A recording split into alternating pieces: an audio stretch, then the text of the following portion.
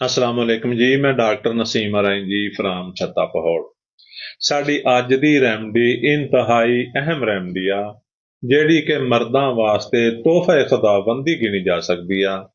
मारूफ doctor brown D code इस दवाई नूं असाबी कमजोरी ते बुढ़ियां नूं जवान करन वास्ते इस्तेमाल करदे सी और उन्हां ने इस दवा दा बड़ी कामयाबी नाल इस्तेमाल कीता।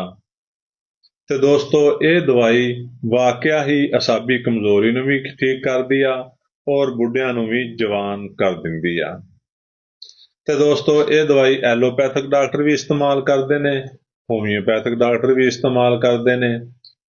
ਐਲੋਪੈਥਿਕ ਦੇ ਵਿੱਚ ਇਸ ਦਵਾਈ ਨੂੰ ਅਸਾਬੀ ਕਮਜ਼ੋਰੀ ਔਰ ਕੂਵਤ ਬਾਹ ਨੂੰ ਠੀਕ ਕਰਨ ਵਾਸਤੇ ਇਸਤੇਮਾਲ ਕੀਤਾ ਜਾਂਦਾ ਹੈ, ਜਦਕਿ ਹੋਮਿਓਪੈਥਿਕ ਦੇ ਵਿੱਚ ਵੀ ਇਸ ਦਵਾਈ ਨੂੰ ਅਸਾਬੀ ਕਮਜ਼ੋਰੀ और सैक्सुअल पावर यानी कि कुवत बाह नूं ठीक करने वास्ते इस्तेमाल किया जाता है। होम्योपैथिक दे डॉक्टर इस दवाई नूं बड़ी कामयाबी नाल इस्तेमाल कर रहे हैं और बड़े लोगों नूं अलहमदुलिल्लाह फायदा पहुंचा रहा है।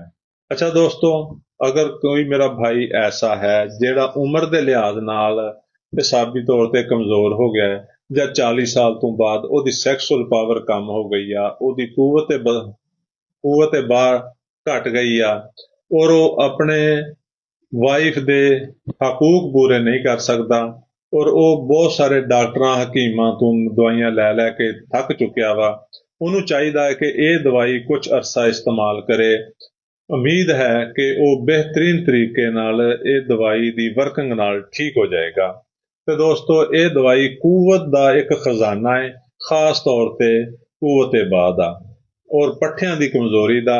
पट्ठे खचाओ हो जान, पट्ठे वीक हो जान, दर्द होना शुरू हो जाए या उम्र के लिहाज नाल बंदा कमजोर हो जाए, बुढ़ापे दे विच जाके बंदे दी सैक्सुअल पावर घट जाए, इस दवाई नूं इस्तेमाल करे। तो दोस्तों हुण इस्तेमाल किवें करना है, देखो ये मसूद कंपनी दी आ आरकी टैनम 3X, लेकिन तुसीं बेहतर आके जर्मन दी लवो। अगर तुहानूं जर्मन दी नहीं मिलदी फिर तुसीं मसूद दी भी लै सकदे हो या किसी भी कंपनी दी लै सकदे हो। ये 3X ਦੇ ਵਿੱਚ टैबलेट भी आती आ और लिक्विड शक्ल च भी आती आ। तो दोस्तों अगर टैबलेट है तो 3-3 गोलियां सुबह दोपहर शाम चबा के खानियां ने ते इस दवाई नूं 2 ਤੋਂ 3 महीने इस्तेमाल करना वा। अगर तुहाडे कोल ड्राम मौजूद है तो 5 कतरे सुबह, 5 दोपहर, 5 शाम आरकी टैनम 3X ਦੇ ਵਿੱਚ ਲੈਣੀ ਆ और इनू 2 ਤੋਂ 3 महीने इस्तेमाल करना है।